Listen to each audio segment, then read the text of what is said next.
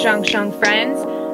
Happy Sunday. I know I'm a couple days late in uploading because I try to upload on Fridays, but you know, life got in the way. Things got a little crazy. I actually had a really exciting week. I went to Magic in Las Vegas, which is a fashion expo. I own a company called Strong Supply, and we mostly make weightlifting equipment or powerlifting equipment or just general gym goer equipment. But we are very interested in diving into the world of athletic apparel. Hopefully sometime in 2019, we'll be coming out with a bomb-ass activewear line. In other news, I also have a program coming out.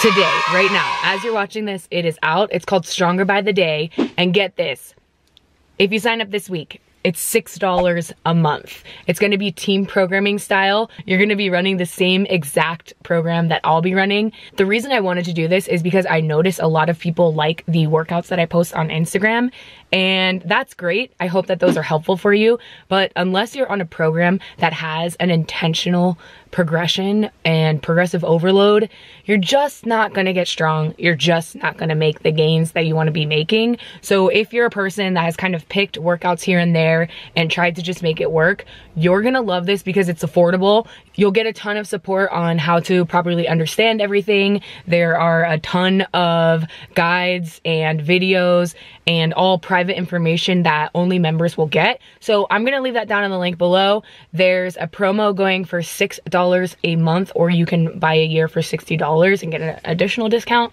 But after this week, so on Friday, February 15th, I think it is, it'll go up to a whopping $8 a month.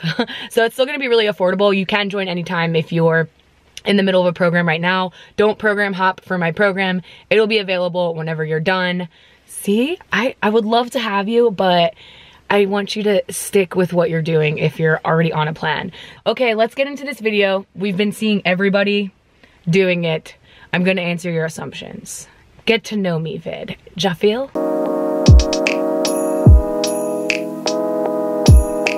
I'm answering these in no particular order. I try to pick the most risky ones or the most interesting ones. So you pulled away from powerlifting because you want to change your aesthetic. I don't think that's why I pulled away from powerlifting. There are a ton of different reasons. I explained in a couple videos. I was having some issues with some other powerlifters, and it was just kind of weighing down on me. Right now, it all seems so stupid because those people just weren't that important to me, but I was just in a bad place when I went to nationals, and I was just kind of like fed up, like, you know what, I need a break from this and I want to try something new.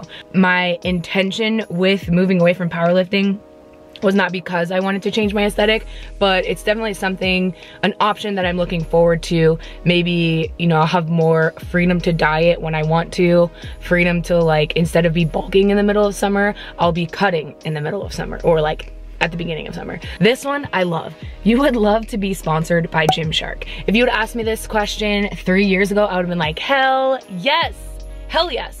Everybody and their mom was sponsored by Gymshark at some point in time, and it just seemed like they were one of the only companies that was, one, doing influencer marketing and had a good product. So I had a lot of friends and connections that were sponsored by Gymshark, and a lot of them were people that I looked up to. So like Nikki B, Jasmine Garcia, Chelsea Lifts, whatever. At that point, I would have loved to be connected with Gymshark, but now I just don't think our brands align that well. I love their company. I think they make great stuff. At least it looks awesome. Really, truly admire Ben Francis. I mean, those are some serious like business goals. The things that he has accomplished is amazing, but I don't think I would love to be sponsored by them. I'd love to be friends with Ben Francis. I don't think that'll happen anytime soon, but he's someone that I look up to. Maybe not friends. I'd love to be mentored by him or someone like him. So I don't think I'd love to be sponsored by Gymshark because I don't really think our brands align as much as other people who are sponsored by him do. Like the Whitney Simmons, Nikki Blackadder, I think they just make such a great fit for Gymshark, and I'm just a little bit off-brand. You knew you were going to win the bodybuilding.com search. I think this is a fair assumption. I was very confident going into it. Anyone could notice I was the most popular person who entered in the bodybuilding.com search. I thought all the girls were really awesome and interesting, but I do believe I approached it slightly more as an experienced person in the social media world. Bodybuilding.com asked us to pitch an idea, and I already had brewing in my brain several ideas. So it was just clear at the end of that meeting, in my opinion, that I was maybe the most experienced in regards to making content and building a business off of my social media platform. So I think I was just slightly more prepared, so I was really confident. I won't say that there was no shadow of a doubt in my mind, because anything could have happened, and also maybe at the time they weren't looking to hire the most influential person there. I think it was still a fair competition for the most part, but I definitely 100%, I think anyone could see that I had an edge up on most people there. All the girls that were there were amazing, and I consider them all really good friends now. It's been fun to see how they've grown since the search as well. You have more male than female friends because you don't need all the drama in your life. I think if you looked at my life, it would be true that I have more male than female friends, but honestly, I spend most of my time with my two business partners, one of who is my boyfriend, and the other is Eric. So two guys are always around, and I work a lot. I enjoy the company of women more regularly than men, aside from those two guys. I will say for some of my life that has been the case, but when I was 14, my best friend, I had two best friends in just going into high school, and my best friend unfortunately passed away in a car accident, and that completely rocked my world, and I think affected the way that I approached friendships later on in my life. Not that everything was different, because I still had good friends, but I remember that being an influential point in my life. You think Canada is better than America? I got a few of these actually, and the answer to that is no, I don't. I actually would even say the opposite, just because I think there are so many more opportunities to make money in the USA or get a good job in the USA. There's just more people, there's more land, livable land, and there's more opportunities. You could also choose what kind of geography or weather that you would like, and you cannot do that in Canada. But I don't think just because I got my permanent residency in Canada means that I think one country is better than the other. I think there are good things for both, but I'm the most American person that I can think of. I grew up in the Midwest, in Ohio. I'm super, super American. No ill will, thanks for adding that in, but I would assume that you come from a family with money. I got a few of these, and I got the opposite too. Some people assume that I come from poverty, which that would actually be true. I come from a dirt poor family. Not only was my family really poor, up until I was about 10 or 11, my stepfather at that time was a drug addict and also very abusive to my mom. I don't want to get into too much detail because I don't really feel like it's solely my story to tell. I have in the past, but it just doesn't feel right. But I think, you know, that's my experience growing up. I was in a super violent household and also around drugs. He was a crackhead, and I don't know if you've ever met a crackhead or seen one depicted on TV, but that is exactly what it's like Dave Chappelle crackhead. It's freaking crazy. So yeah, lots of weird things would happen when I was a kid. I could say that it was really traumatic. That was honestly just my experience growing up, and I didn't really have any other life to compare it to, so I kind of thought a lot of those things were just normal. My mom is the person that made my life so much better after that point. I think there was actually a point where she was, for once, very fearful for her life.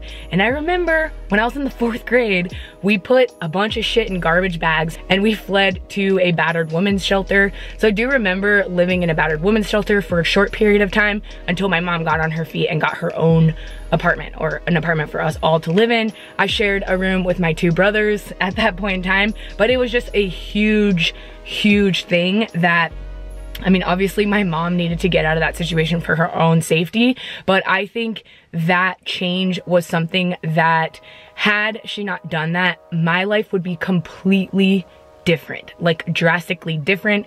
I would assume that if I continued living in a house like that, I would either pick up some sort of drug habit or I would run away or something and not have gone to college and not have be talking to you right now and probably have a completely different perspective on myself and like my own self-confidence. So I think my mom's like the strongest person that I can think of. I look up to her so much for getting us out of that situation. So, I mean, that's kind of a tangent on growing up with money or not having money.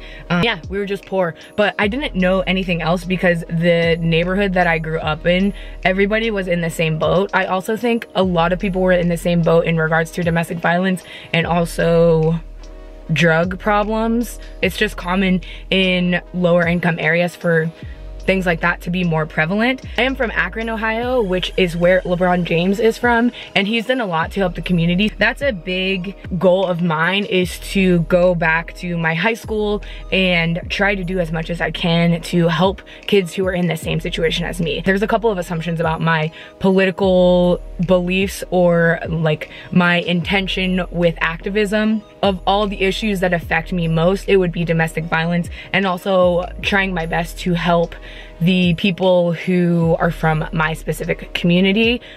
Okay, hopefully the rest of them will be a little bit lighter, but I saw that question and I thought it would just be an opportunity for you guys to get to know a little bit more about me, especially if you're assuming that I'm wealthy. But good on me for catfishing you, you know what I'm saying? I was always embarrassed of where I grew up and the lack of opportunity that I had, but you cannot help it. Like, even if you grow up from a really wealthy family, I remember in college, I would meet people who like grew up on farms. It was in Ohio. Grew up on farms or just grew up in the suburbs and just had really great lives, like seemingly so. Everyone has their own shit. I remember being so resentful of them and how their childhood was or how their like high school life was. But you just can't help it, and there's no sense in being jealous of someone else for something that they couldn't help, and you know, you couldn't help your situation either. You just kind of have to move on and try your best to move forward. Okay, this one is, I assume that you were a high-performing kid, which means you freak out when you fail. For sure. Yeah, for sure. You want to marry Ryan and he's waiting too long. I've gotten a lot of these. Yes, I do want to marry Ryan. No, I don't think he's waiting too long. We just finished both of our respective status in each other's country. The reason we did that was because before we start a family, we want to make sure and ensure that legally we're allowed to be together. Whenever he does propose, I think it'll be very soon. I'm calling it. It's gonna be very, very soon. This person says, I assume you've had Botox. Yes, that is 100% correct. I'm not really ashamed of it, but I just never found the right opportunity to talk about it. I've been getting Botox for years. I'm 30 years old. I have a huge forehead and very dry skin. So I noticed a couple of years ago that I was just, at the end of the day, there would just be creases and lines in my forehead. And I was like, I wonder if I can do something to age more gracefully. So I just started looking into Botox and I ended up getting some.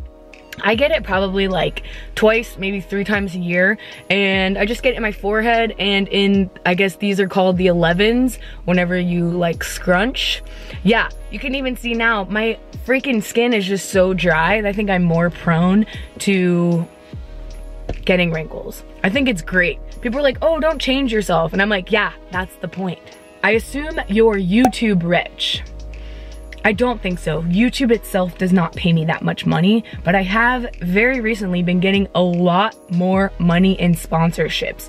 Oh my God, I cannot believe it sometimes. It is absolutely insane. It's insane. So I guess I am sort of YouTube rich, but I'll put here like how much money I make per month on YouTube AdSense alone.